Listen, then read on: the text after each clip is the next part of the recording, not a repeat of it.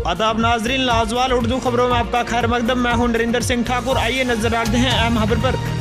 पिछले कल से चनाब घाटी में भारी बारिश होने के कारण डोडा और किश्तवाड़ के मुख्तलिफ इलाकों में सैलाब जैसी सूरतहाल पैदा हो गई है। किश्तवाड़ और डोडा के मुख्तलिफ इलाकों में तफसीलात के मुताबिक दरावशाला, सरूर, गंदो, बलिसा और कई जगहों पर सुबह से भारी बारिश हो रही है, जिस कारण चनाब घाटी के मुख्तलिफ नदी नालों में चनाब दरिया समेत पानी खतरे के निशान से करीब पहुँच आया है। वहीं महकमा मौसमियात की पेशान गोई के मुताबिक जम्मू डिवीज़न में 24 घंटों तक बारिश पड़ने का इम्कान है। ब्यूरो रिपोर्ट डोडा किश्तवाड़ से अकरम मलिक के साथ मोहम्मद अशफाक।